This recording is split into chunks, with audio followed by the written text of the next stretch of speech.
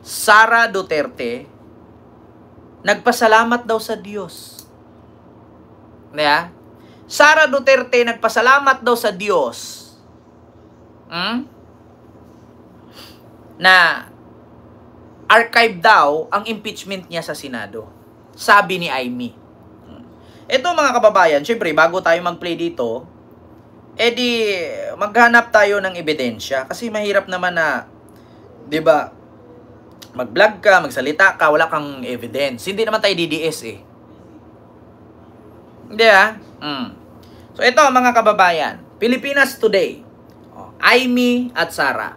Ang sabi dito, ibinahagi ni Senator Amy Marcos sa kapihan sa Senado ngayong Huwebes, August 7, na nagpapasalamat lamang sa Panginoon si Vice President Sara Duterte nang i-archive ng Senado ang impeachment complaint laban sa kanya nitong Miyerkules, Agosto 6. Idinagdag niya na ang nag-uusap pa rin sila ng Vice President ngunit sa text lamang. Umano kung saan nagsisend ng mga Bible verse si BP Sara sa kanya. Putang ina. Tignan ninyo, mga kababayan. Si Sara Duterte, nagsisend na daw ng Bible verse kay Lenny. Alam niyo, sa totoo lang mga kababayan, ganyan ang ginagawa ng mga makasalanan. Diba? Kasi okay lang naman mag-send ka ng Bible verse, wala namang problema. Diba, Ma'am Ginger T? Walang problema kung mag-send ka ng Bible verse. Ang tanong kasi ngayon, lagi ba yan? Yeah? Lagi ba yung pagsisend ng Bible verse, Senator Amy, ni Sara sa'yo? O baka ngayon lang? Yeah? Alam nyo, marami akong kakilalang ganyan eh. Lalo na yung mga scammer. Yung mga scammer. Kapag nangutang yan, Bible verse, Bible verse. Kapag siningil mo yan, Bible verse pa rin. Diba? Sabi ni Amy, BP Sara sa pag-archive ng impeachment, salamat sa Panginoon.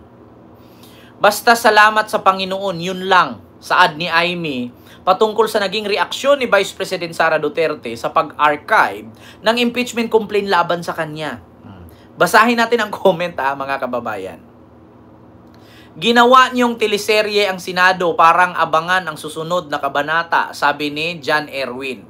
Sabi ni Libay Ricote, iba talaga ang takbo ng kaso kapag mayaman ang akusado, pwedeng ipagpaliban ng null and avoid, pero pag mahirap, akusado, luling agad. Sabi ni Libay. Ito naman, sabi ni Raul Medina, nagnakaw ng manok, kulong. Nagnakaw ng mangga, kulong agad. Nagnakaw ng kaba ng bayan, bida pa yan. Ay naku, ano ba yan? Sabi ni Raul Medina. Sabi ni Jose Mateldo, nako, sino kayang Panginoon ang sinasabi niya? Si Kibuloy kaya? Kapag hindi kayo dumaan sa akin, hindi kayo mapunta sa langit. Diyos mio, marimar, naniwala ba kayo mga kababayan na si Sara nagpasalamat sa Diyos? Sabi ko nga sa comment kanina, kasi nakita ko si Sara nasa Davao, pumunta ng simbahan Katoliko, tapos nakipag-shakehan sa madre. Sabi ko, putang ina, Sara. Marunong ka pala magsimba. Ako literal mga kababayan, hindi ako nagsisimba. Bakit? Sa bunganga ko to, may panahon pa ako magsimba. Alam niyo, sa totoo lang, sabi ng simbahan noon, nung ako'y nag-aral sa seminaryo, kahit hindi ka sa simbahan magdasal, kahit sa harap lang ng bintana, kahit sa harap ng teres mo sa silangan, kahit nga sa sarili mo habang naglalakad ka, kahit tumatai ka, pwede ka magdasal. Walang pinipiring lugar ang pagdadasal. Hindi porket simbahan ay doon ka magdasal. Ang sambahan kasi, ginagawa lang yan para simbolo na bahay-sambahan. Pero kung wala ka namang time pagpunta sa simbahan, magdasal ka anytime, kahit tumatai ka. Pwede ka magdasal. Pero ito, putang ina, sino bang naniniwala, Amy, na si Sara nagtawag ng Panginoon at sabing salamat sa Diyos? Totoo lang mga kababayan, ang pagdadasal, walang pinipiling lugar yan. Hindi pagsasalsal pagdadasal. Ang pagsasalsal, may limitasyon yan. Hindi ka man pwede magsalsal sa maraming tao. Magdasal kahit maraming tao pwede. Pero sa totoo lang mga kababayan, hindi ako niniwala dito kay Sarah na salamat sa Diyos. Wala talaga sa isipan ko yan na makapagtawag ng Diyos. Pagkatapos na sabihin ni Digong na Panginoon, stupid God. Sa tingin, ito, Sara Duterte nasa simbahan. Sara sa simbahan. Kita ko kasi kanina mga kababayan na nasa si Sara andun sa Davao sa may simbahan. Ito, ayan o, ito. Ayan. Pumunta ng simbahan. Katolik yan, ha?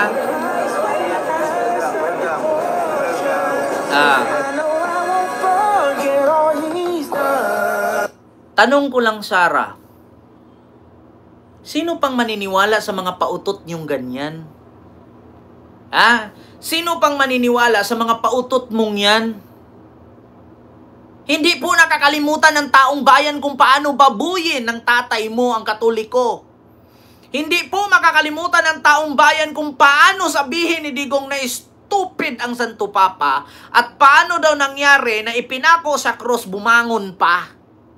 Kung siya daw ang Panginoon, yung mga papatay at papalo daw sa kanya dapat pinarusahan na kasi di ba makapangyarihan Panginoon. Kikidlatan lang daw niya yun, patay na. Bakit hinahayaan daw ni Jesus na magpapapako at magpapatusok ng bangkaw doon sa gilid kung kaya naman niyang pakidlatin ang langit at tamaan yung mga tutusok? Hindi mo kayang takpan, Sarah, yung kasamaan ng tatay mo. Sabi nga ni Miss Wari, the sin of the father is not inherited by the son. Ibang sin yun. Baka nakalimutan mo, Sarah, Digong to Catholic. Mga kababayan, hindi makakalimutan to ng mga pari. Challenge the Catholic Church. You are full of shit. At mabaho rin kayong lahat. Who is this stupid God? Diba? Stupido talaga itong putang kung ganun. Paano ka maka-concentrate na yung Diyos mo pinako sa krus?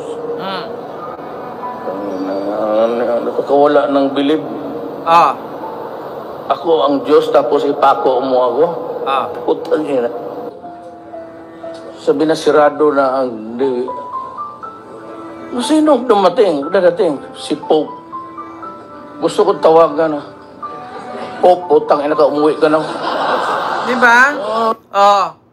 Sino daw ang darating, ipasara daw ang kalsada? Gusto niyang tawagan po, putang ina, umuwi ka na. Tignan mo. Pati yung Santo Papa, ayaw papuntahin ng Pilipinas, gustong tawagan. Bakit ipapasara? Baka nakalimutan ni Digong na si Sara Duterte, pinasara niya ang Quezon City Highway kasi dadaan daw siya. Naalala niyo, nag-trending? Pinasara ang kalsada kasi dadaan si Sara. Kaya nagreklamo yung mga motorista.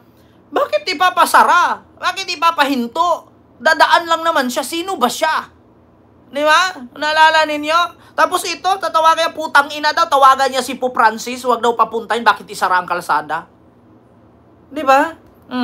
Tapos ngayon, sa tingin mo, Sara, hindi ka duduraan ng mga dyan sa simbahan kung imposible na kung hindi napanood to ng mga Katoliko. Ayan Yung Rodrigo Roa Duterte. putang ina, deserve. Thank you very much. Thank you very much.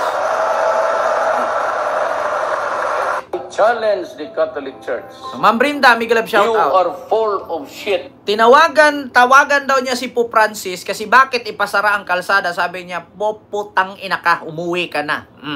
Baka nakalimutan ninyo ito, mga kababayan. Sara, dumaan.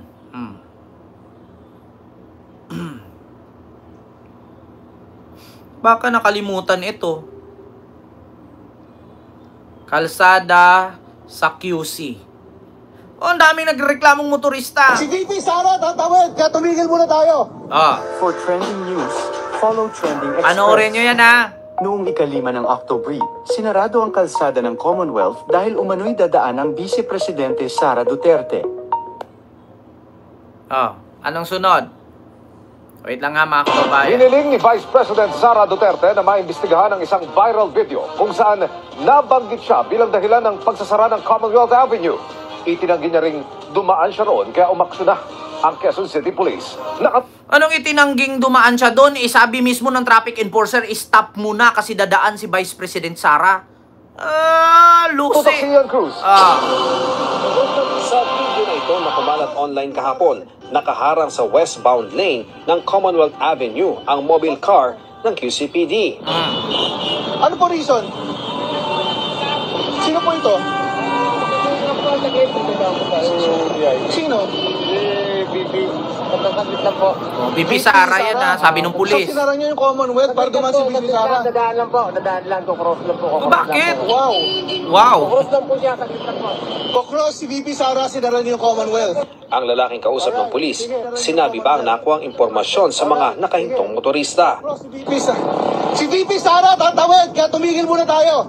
Wala pang impormasyon kung kailan nakuha ng video. Pero sabi ng Office of the Vice President sa isang pahayag kahapon na walang kinalaman si Vice President Sara Duterte sa insidente sa kumalat na video. Sumulat ang Vice Presidente kay QCPD Director Brigadier General Redrico Maranan kaugnay sa viral video. Iginiit ng Vice na hindi siya kailanman nag-request ng assistance sa QCPD. Hindi nag-request kailanman, ba't hindi tinanggal yung pulis? Yung pulis nagsabi tinanong nung driver, sino po dadaan sir? Dadaan lang si BP, saglit lang.